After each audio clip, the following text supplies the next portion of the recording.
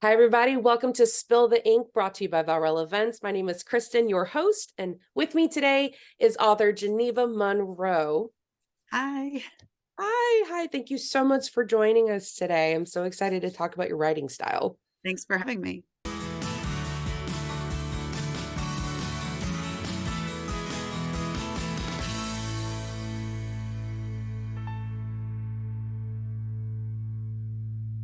So, I know that you have one book that's out called Sun Serpent. You have a book that's coming out on Friday the Yep. 10th. 11th. The 11th, 11th. Friday the 11th. Okay. And then you have another book that you're getting ready to release in October. Is that right? Yep. Yep. Dark Oz is coming October 6th. Wonderful. So, if you will, give me a little synopsis of each of the books. Okay. So the first book in the Sun Serpent saga is Sun Serpent. This is a story about a fire dancing, knife wielding acrobat and the lying prince who promises her vengeance. And then the series continues after a very explosive end with Starspear, which features heavily their relationship, where our Prince Callan is trying to gain back the love and trust of Illyria, and at the same time trying to avoid being in the clutches of the evil Lord Malvat and ending the mind control curse that is plaguing his nation. Those Wonderful. are those two. So those are high fantasy, romantic fantasy, epic style. And then my total other side, mood reader, flip brain, chaos creator, is also creating a dark Wizard of Oz mafia wide shoes retelling. And Ooh, that's Dark Oz. I haven't released the cover for it yet, but this is the promo I've been using. And this features Thea, who is my Dorothy character. And she has found herself in the need to get to the wizard, who is the tech genius who can kind of wipe out her previous existence and give her a new life outside of Oz after she has been sold to Easton Witcher by her Aunt Em, who runs a human trafficking empire. ooh. And she finds herself in Unlikely Heroes, which are a group of smugglers running yellow brick taxi cabs, and they're the ones who are going to try and get her to the Emerald City. And I don't know that sentence. Okay. I haven't So talked about this yet. That was very cold. That was very cold explanation. well, so now is Wizard of Oz normally has a bunch of like magic in it. Is this a paranormal fantasy book? No, it's not PNR. This story, and that's why I include the mafia part to it, because it's very heavily just based in the contemporary world. I've created an alternate country, which is Oz, and then this story is happening in the four quadrants of this new country. And so there's no magic of any kind in it, but there's lots of fun kind of like tech that finds its way into it. It's actually, after writing, I've written close to 385,000 words in this series. So after being so fully engrossed in the fantasy world, it's kind of nice to write guns and like full battle scenes that involve that. I mean, I just like literally last night wrote a really fun scene where Nick, who is my Tin Woodman character, like takes down a group of like biker assassins with an axe. So like that was a fun change. Oh, okay. So that You're like, that was so much information the in a short little period of dichotomy. time. Well, yeah, but that's the way that, the human brain works. Because I know a lot of us read dark romance and then we switch over to rom-com and then we flip over Mhm. to young adult, so it's as a writer, how do you get your brain to switch back and forth between the two genres? So this was something that Caroline Peckham and Susan Valenti, at one point in an interview, they were asked, why aren't they only writing Zodiac Academy? Because Zodiac Academy is so popular and people love it so much. Why are you taking your time with the Kings of Quarantine series? And it's so different. Why are you writing this? And they said, it's really important to be able to disconnect your brain from what you're currently working on and to start and focus instead on something that's different, because it allows you to then attack the other world with fresh eyes and fresh thoughts. And at the time, I wasn't a writer yet when I was watching this. I was just a mega fan. And I thought about it. And when I started writing Dark Oz, I realized that what they were saying was true. I was in this point where I was kind of like at a bit of a writer's block with the third book in Sun Serpent. And I wasn't sure how I wanted to end that book. And I kept like going round and round with what I wanted to happen next. Like I knew 2 steps down the line where I needed to be, but I wasn't exactly sure how I wanted to get there. And then within a month of writing Oz, I knew exactly what I wanted to do with that. Like it just like the next time I thought about it, it was just like so clear to me.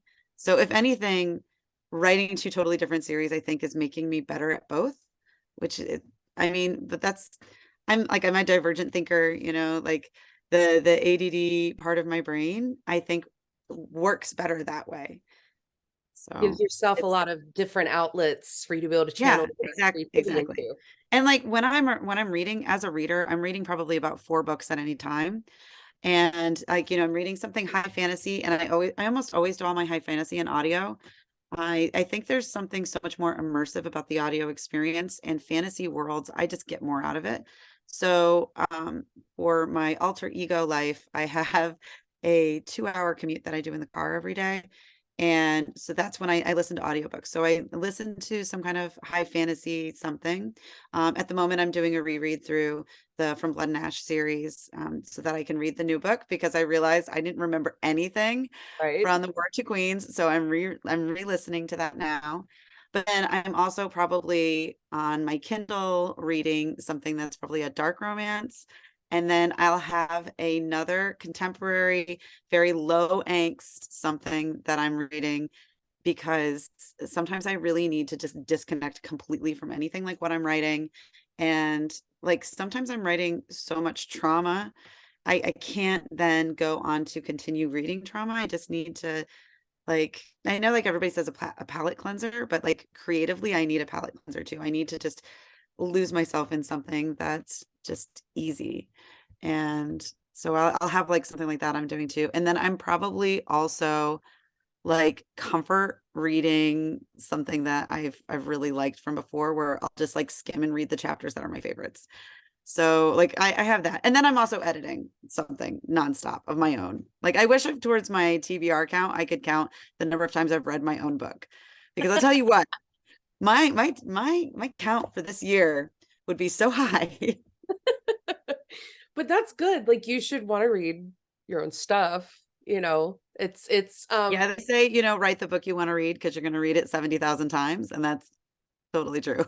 exactly. So if you I know you mentioned like dark romance on your Kindle, maybe. Like what are you reading right now? What's your dark romance pick for the moment? I am in the middle of the Savage Boys series by Lucy Smoke. Okay. And those books are just great. I I'm halfway through the second book for that.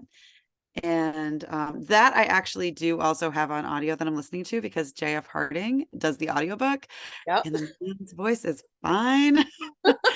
So I am listening to that one. I'm kind of like I'm whisper syncing that one.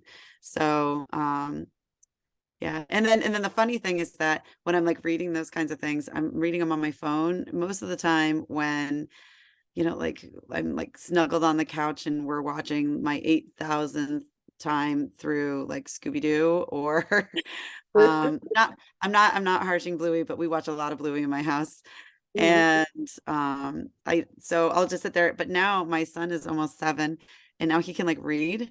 So he'll like every once in a while like look over and be like, "What's that word?" And I'm like, that is don't worry about that word. That we don't need to talk about that right now.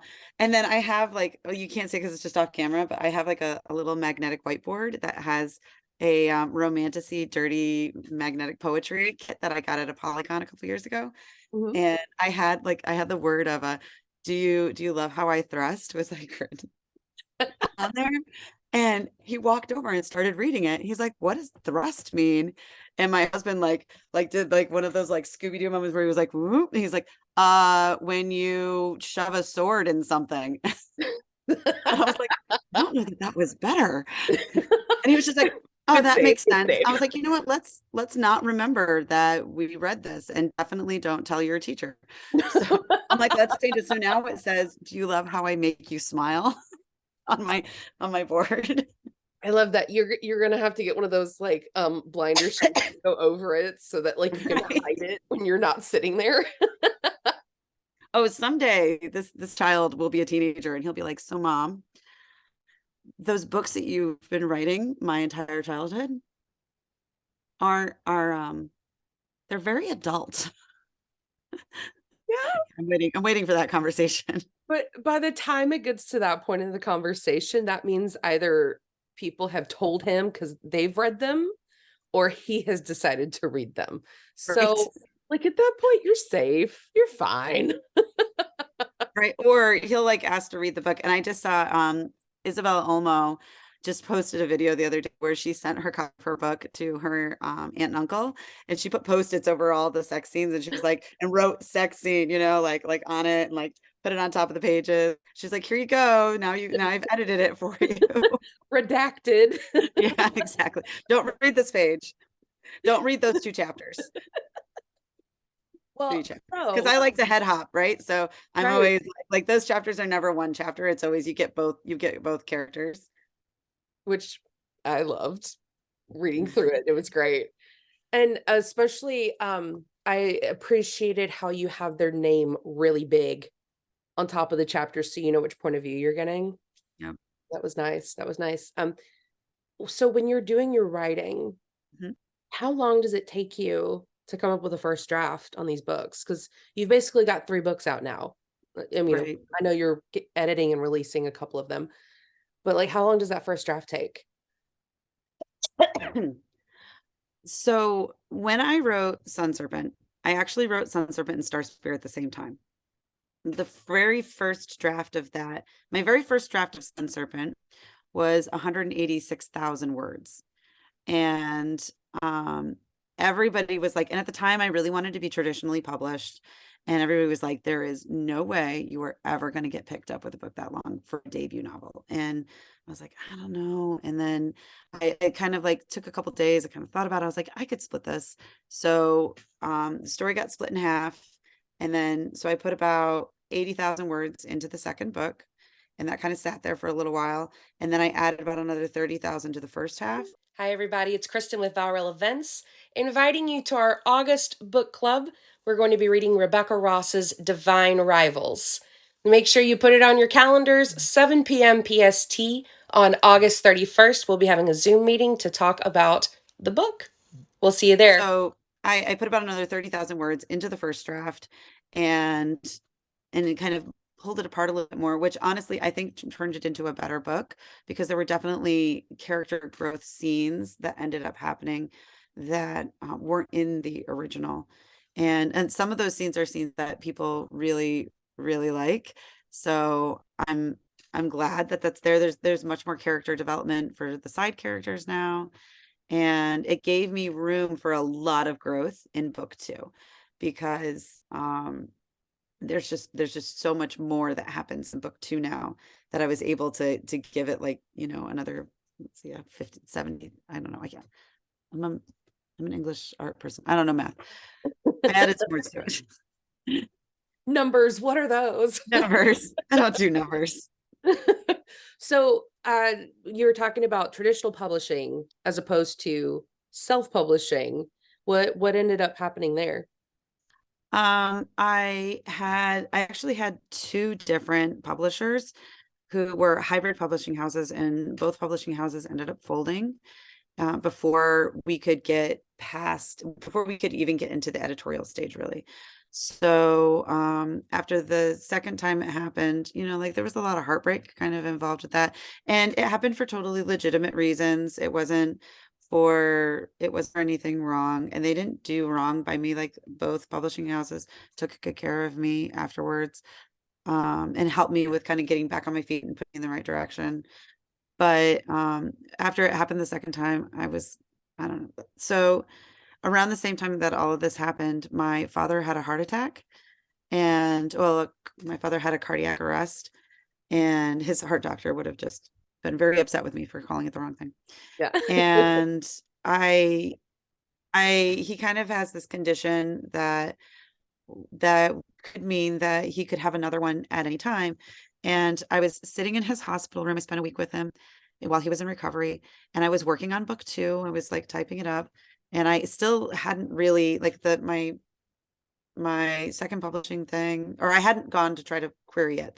I hadn't tried to query yet. And I was just kind of like, mucking around on book 2 and continuing writing it. And I was like, do I really want to spend the next 2 to 6 years waiting for this book to come out? I was like, I want to put this book in my father's hands. My father has literally been my biggest champion since the very beginning. When we were in that hospital, every single time the nurse came in the room, he was like, have you met my daughter, the authoress? Like, and he's like, go on, honey, tell him about your book. And I'm like, first of all, it's still just a manuscript. It's not really a book yet. And because he had no short-term memory after it happened, it was literally the same woman I was telling over and over again. So when I got home from that trip after he was discharged, and by the way, he's doing really amazing. He's got Oh, the best heart health of his life that he's ever had. So like that whole episode that happened, the surgery as a result actually was really great. But when I got home from that trip, I just told myself, I was like, that's it. I'm going to start querying. We're going to do this now. And I very kind of happy accidented, didn't realize that one of my beta readers, Rhianna Guthrie, was an acquisitions editor. And the second I made the video saying goal setting time, we're going to query, she was like, so, that book that I've been talking to you about, I would really like for you to query me. And so that kind of got me started on that path. And then Rhianna stuck around. She's still one of my editors on my books, because she's just great. And then after the second time, I just said, let's just do this indie. And honestly, I'm really glad I went indie now, because like the creative decision to put things like this in my books, yeah, nobody could tell me no. exactly. Like I've got all like I just decided to put things in there and nobody told me no. And that was great. And I'm working with my own insane schedule, but the insane schedule is one that I gave myself. Right. So I'm really happy with my choice to go indie. If the opportunity ever presented itself to be traditionally published, I don't know that I would turn it down if the circumstances were right. But at the time, like right now, I'm quite happy with my choices. Okay, okay. And I know that you just opened up the book to show us something for people that don't know what that is. Tell us about Oh, that. okay. So I have 2 art degrees, and um, I ended up doing some drawing and some stock image photo editing, like a combination of both, just because of time constraints.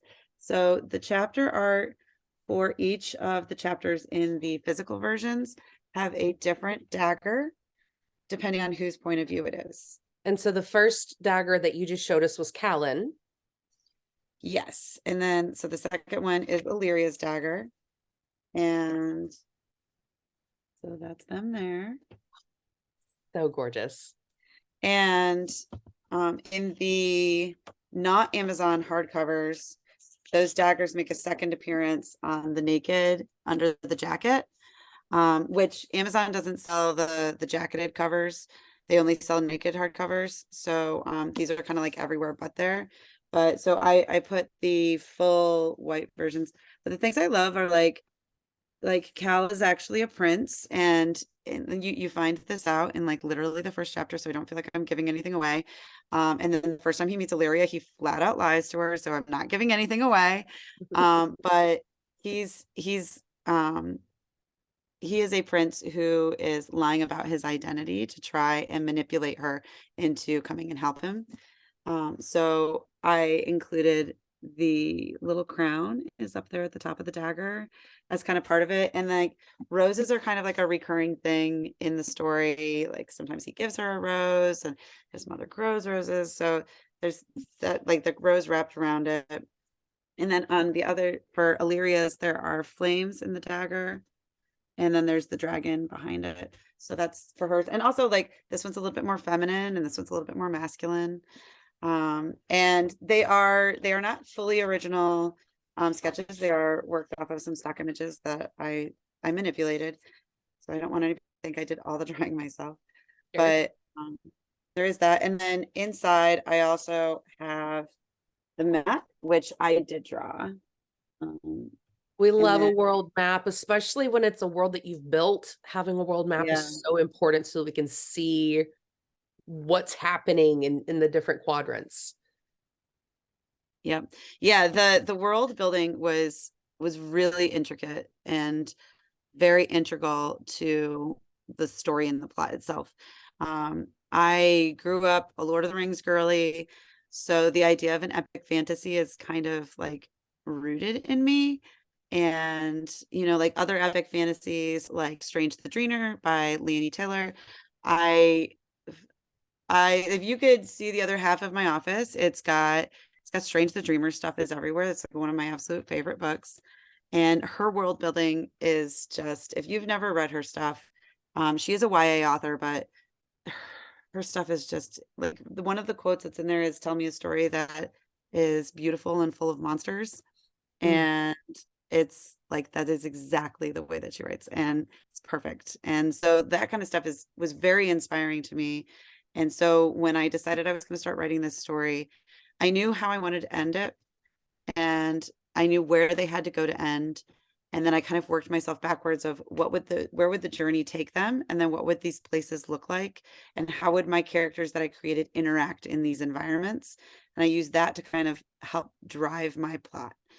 And so that's why a lot of the reviews, at least people say, you know, that the world is so immersive and it's so easy to picture. And it's like one of their favorite things are these different places that I've created.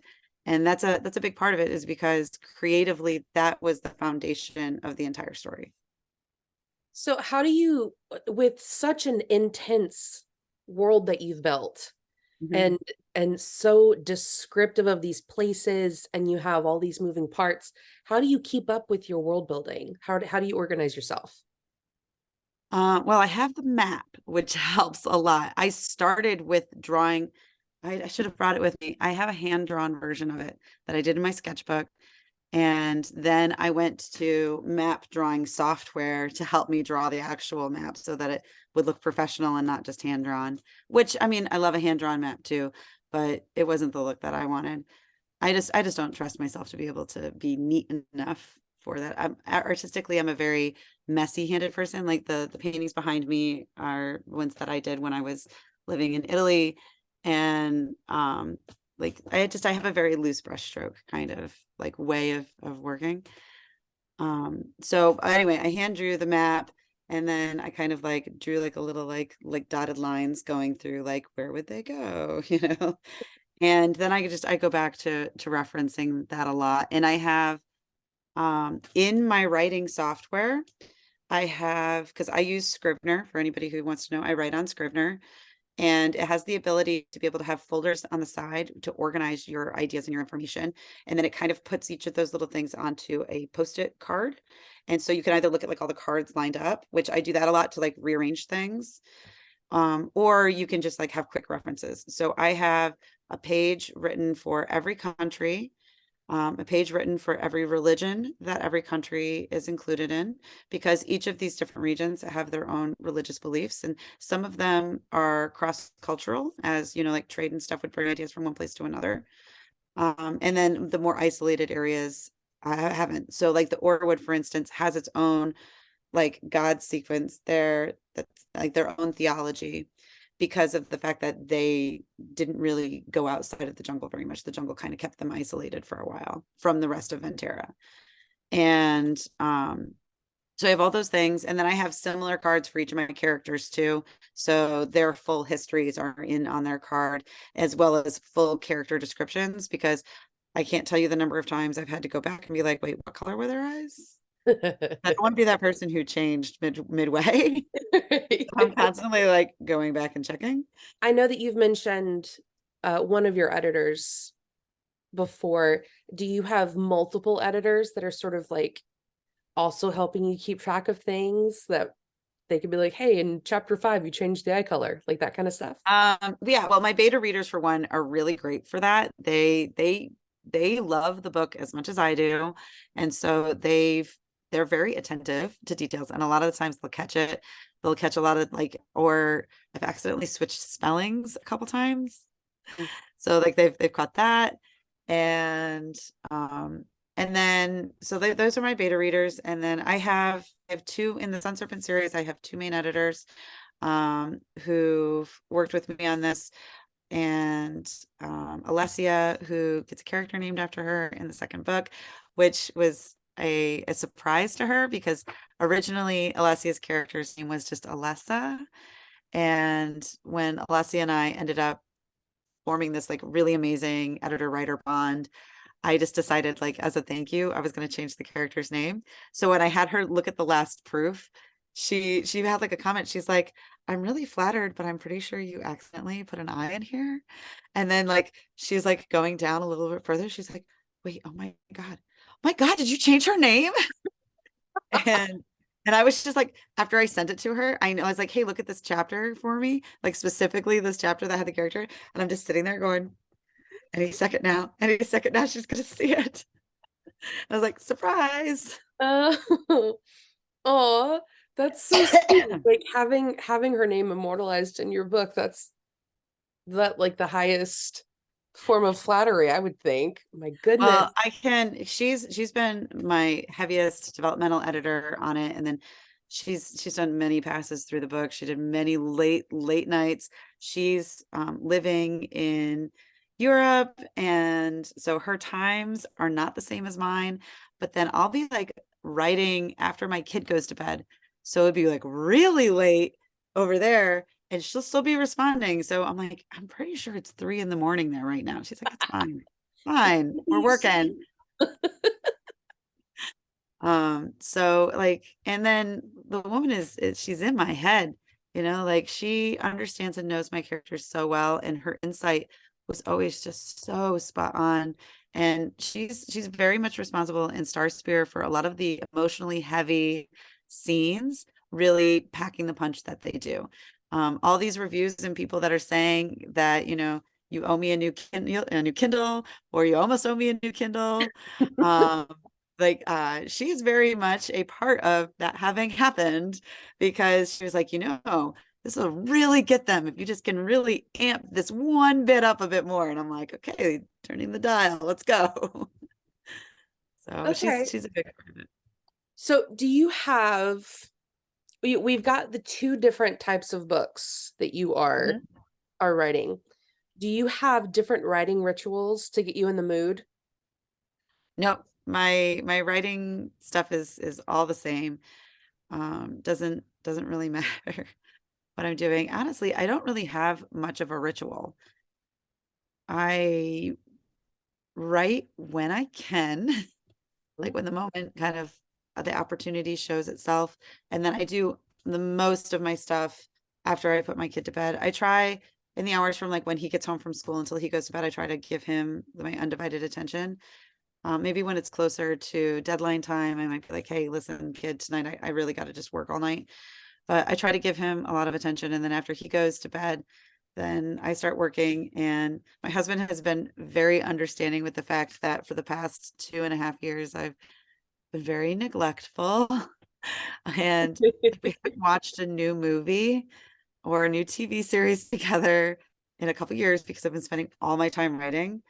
And then after he read Sun Serpent, he became such a fan. He was like, I'm all in. What do we need to do?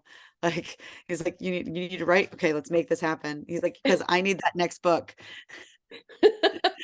He's like, come on, work harder, stay focused. I need the For story.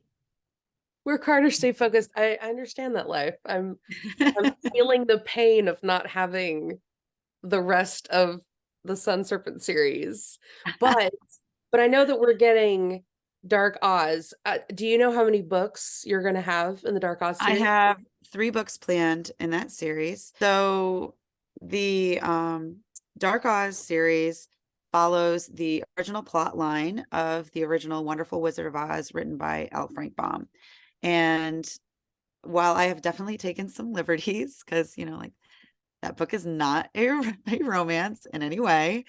And I've turned my book into I Choose. So because why just have one romance when you can have 3? Have all of them. It's great. Yeah. Why not? So like I've definitely done that.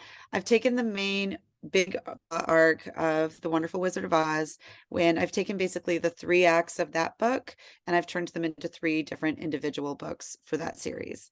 And then with individual romance plot lines that go with each of them, each book's individual romance plot line kind of more heavily focuses on one of the guys and Thea in each one. Like, while their relationship with all of them grow and the group dynamic grows between all of them, like the heavy emotional building part of her relationship with them is a different guy per book mostly. So like they each get their kind of like moment to really shine in each book. Well, I guess I shouldn't say shine. I got one character who never shines. He's Oh. he's very gritty. Um, He's made of tin. No, he's not. He's not made of tin. He's a real man. He's a real man. Um, I'm a real boy. Okay. Okay. So um, does that mean the you may not be able to tell me this. I'm gonna ask anyway. Does that mean the romances are the Cowardly Lion, the Tin Man, and the Scarecrow? yeah. So the 3 guys who run the smuggling company, Yellow Brick Cabs, are Vincent Crow, who's my Scarecrow character, um, Danny Khalida, who is my lion character, and Niccolo Chopper, who is my Tin Man, which, little known fact, I had to do some research on this when I was trying to give him a name, because I couldn't use the name Tin Man because it's used by the Warner Brothers picture, which is still not like, it's still copyrighted. Mhm. So I had, in the book, he's called the Tin Woodsman. And I was like, Tin Woodsman is not a name I can use in a romance novel. So I was like, well, what was his name before he was made of tin? Like, they didn't call him the Tin Man, before he was made of tin.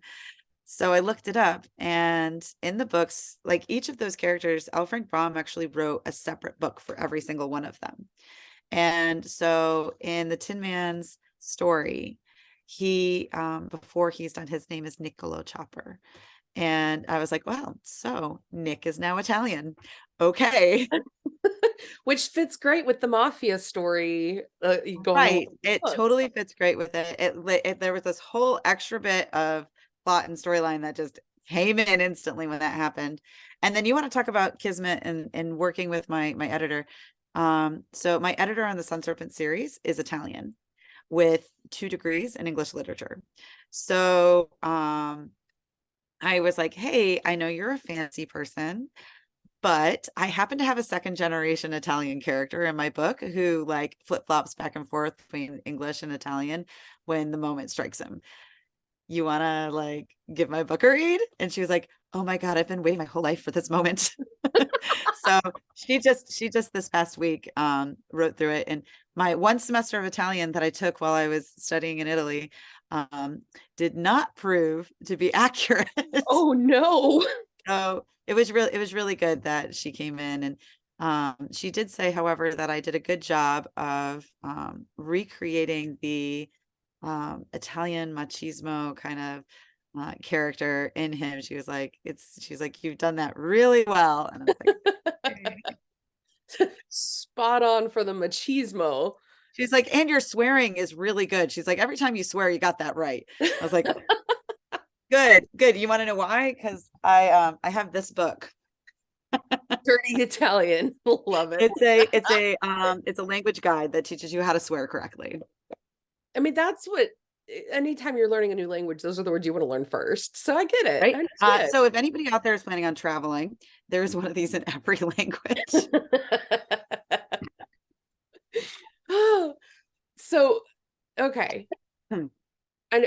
sort of talked about like each of the books and their storylines. We talked a little bit about your writing process. One of the things that I loved looking in your book, you have a playlist in the front. Yep. Is I have a that playlist for all my books. And so this is, I mean, if you're on my mailing list or in my reader group on Facebook, I've mentioned this, so this might not be new information. But a long time ago, I was a DJ. Um, like like a whole other lifetime ago, I was a DJ.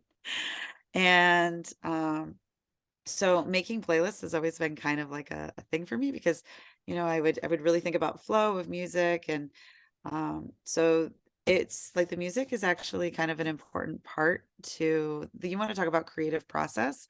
That's a big part for me. And I also kind of like there was a time when I was a dancer, and I also did 16 years of martial arts. And so like there was a lot of that. And so when it comes to the more action oriented scenes, not just the action oriented fight scenes, but my spicy scenes too. The way that I made sure that the movements and everything lined up and worked was I actually just choreographed them to music. And I worked through them just like I would if I was doing a dance routine, or like any kind of like forms, like just trying to like learn through what it would be like so that the motions and everything with them were all correct and it flowed in a way that was entertaining. So some of the songs in my playlist, and like I can show you, this is the playlist for Sun Serpent. And there is a Spotify playlist for it. I just didn't include the Spotify code for printing issues. So here's the playlist. I do have the playlist posted like on all of my social medias and all of the places that you can find it. So you can just like, you can also just on Spotify search my name and it should come up. But the songs that are in there are either songs I listened to while I was writing. And I can't listen to anything while I'm writing that I already know the words to. So don't be surprised if like you're listening to this and you hear songs you've never heard before. Because I put a lot of indie music on. Also power to the indie people, give you some listens so you can get that paycheck. Um, and but there's also the songs that either inspired me, like there's a passage from it or something that really like inspired a specific scene to kind of like happen in my head that are in there. Um, that's how some T Swift ended up on my playlist. Because that girl is nothing but walking inspiration. Mhm.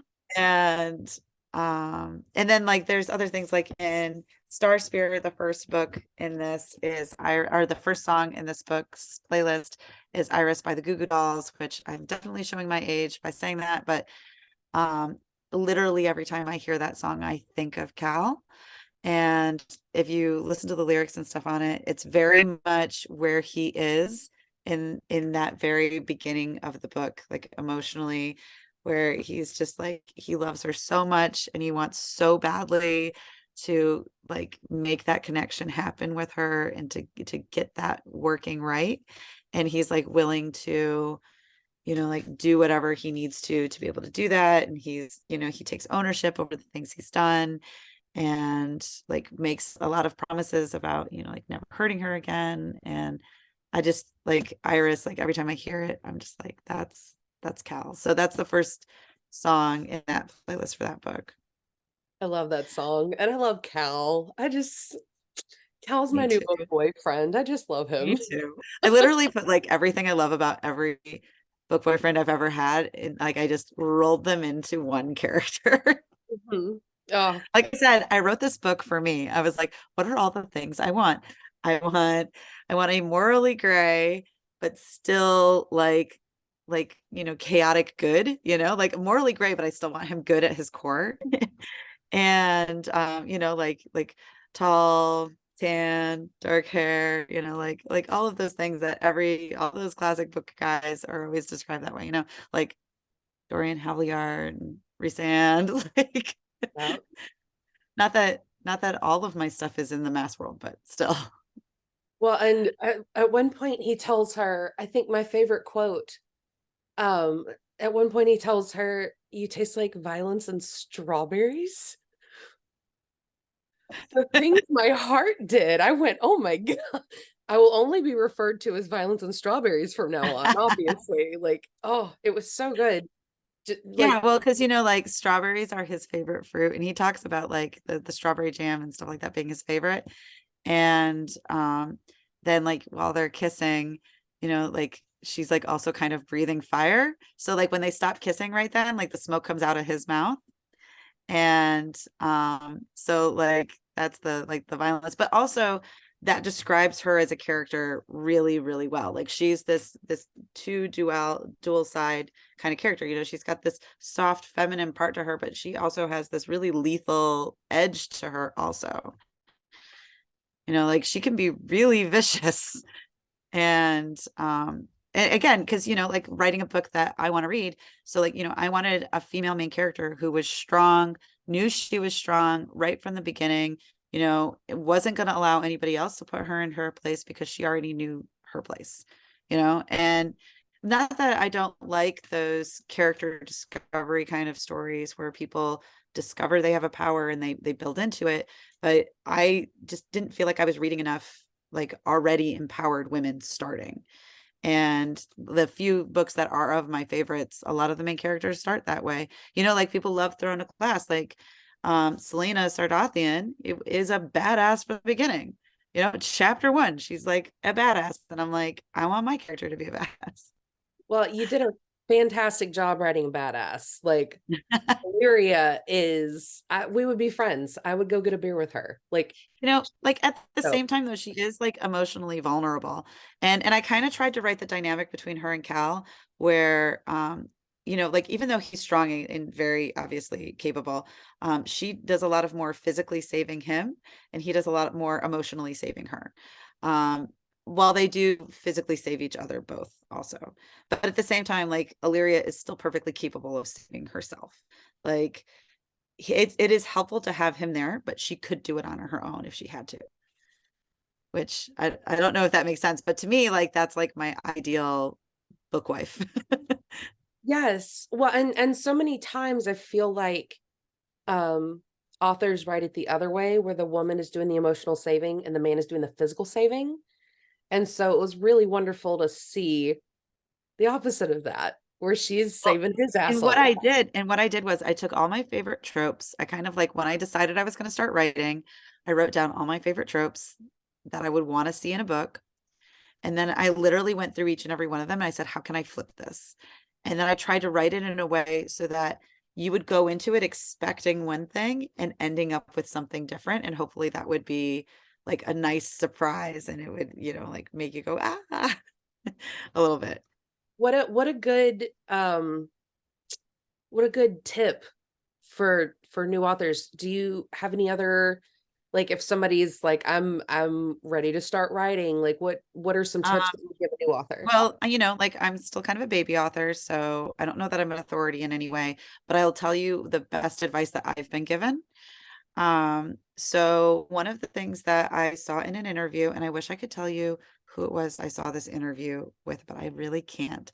But she was talking about how to build your storyline and to create conflict in the story in a way that will really grip your reader. And she was talking about how think of all of the conflicts that are happening like playing a game of Jenga. Like you take one thing that happens and you take it out and you precariously stack it on top. And then you take the next thing out and you stack it on top. And as each new problem arises, like it's still there, but then like as you try to deal with each one, the chances of the whole thing coming down are getting worse and worse. And now you'll have all of these things up there. And so then the way that you'll be building and pulling your reader in will have them like on the edge of their seat. Like at any moment, things could just go really wrong. And so you work like that way. And then as you get to the end, you can start carefully removing them off the top and in a way that like makes sense. And then you find yourself somehow with a complete set. So that's kind of like how I've thought about that a lot of the time. Jennifer Armentrout said, "Cut your darlings" is one of the advice things that I take into editing a lot. And I've had like some beta readers. Uncle Esco was one who was like, just because you love it, if it's not really pushing your plot forward, then you don't necessarily need to have that in there. And like for instance, in Star Spear, I had an entire chapter that was a Shock and Illyria sparring scene where they did practice sparring together. And it was very like the dynamic in the scene was very similar to when she's trying to learn how to do the pocket fold in book one, where he's just, very like big brother-ish kind of, and like looking out for her. But at the same time, she like flips him on his ass, and he like gets her, like she gets him by surprise. And then like when he decides he's done like letting her play and like have a chance, like he like literally like picks her up and like sticks her on a hook. And he's like, have fun there, I'm out, you know? And I love the scene, was so fun. But then, like, when we were in edits, they're like, you already have a sparring scene. You don't really need to have two sparring scenes. And the little bit of information that you're giving in this, because I try not to have anything I try not to have any chapters where there isn't at least some important bit of information that is being delivered to you in that chapter. And so I kind of folded the two together. Some of the stuff that was in there was there. I wrote a new Shock scene because then I was taking Shock out of the book, and I was like, my God, people love this guy so much. And if I take more scenes of him out, so I wrote a whole end part to the Cal Illyria sparring scene. Shock showing up at the end is because I took him out. I was like, I gotta put him back in somewhere. He's gotta have another moment. The other good tip that I got was from AJ Vrana, who is also a great author. You guys would probably love her stuff. I was in Imaginarium in 2020. They did their entire conference online, and they did it almost like workshop style, where they brought these authors in and they did it panels where they asked them questions. And I was like this new little, like, barely had my first draft, like was halfway through my first draft. And I was like so studious, I had my little notebook, taking all my notes while I was reading it. And she was talking about the villain in a story. And she said, I think an important thing for everybody to remember is that the villain is never the villain in their own story. Even if they're willing to accept the title of villain, at their core, they still think that the choices they're making are the correct ones, even if like their motivations are not coming from a good place. And that if you don't know what the stakes are for the villain and what their driving force and motivation are through that lens, then you're not going to write a villain who is believable. And I had this like shocked moment where I like sat back and I said, for a person who has literally loved the villain their entire life, my villain is basically non-existent. Like he didn't have any of those things. So I like really tore Mel that apart. And like the I tore apart the entire motivation behind my villain and how and why he's doing the things he's doing. Well, so how are you switching up your marketing for the different books? Um, the visual look of each is very different. I think like branding wise, like these books are very on point for fantasy. But for Dark Oz, everything is a lot cleaner. And I'm taking kind of like some inspiration, visual notes from Katie Roberts' Dark Olympus series. With that, like the covers for those books are just, they're very simple. They're one object. I like object books. I love character art, but I don't like a character on my book for some reason. Um, and so I'm kind of changing that up a lot. The types of lines and things I'm using are different. For Oz also. And I mean, because they like Oz is not Sun Serpent, like they are not the same. My characters are not the same. The only thing that is similar is my writing style of like the way that I look at detail, the way that I approach the idea of plot. And that isn't any different. So like my technique and everything is very similar. but like the pace of the way things go, like Oz is not slow. Oz does not pull any punches. There's a lot less, there's a lot more direct language in it too. Um, so it is different. And then the triggers are a little bit more extreme in Oz. Um, so that's like things that are prevalent in the Sun Serpent world, but aren't really necessarily discussed in detail, get discussed more in Dark Oz.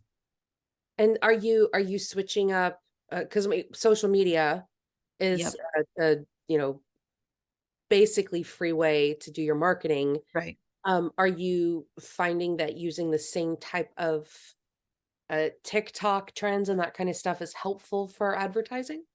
Yeah, I mean it really is. I like the types of songs and sound clips and stuff I use are not the same. But I don't really think that too much of it is different. I haven't gotten into full force marketing Oz yet though, so that's also probably part of it. I'm sure I'll discover stuff on the way as I try to do this. Right. I'm excited for the dark romance part Well, and of here's the Oz. other thing. We are not alone. Everybody that I've mentioned that I do one is like, oh, well, I like that too. Like It's I that started with duality. Sarah J. Maas and then Den of Vipers fell on my desk. And now here I am writing a dark romance, like It's that duality back and forth because we all like several different things and there's different aspects that you can find in each of the types of books yeah. people just love. And the fact that you can switch your brain back and forth to write both is super impressive.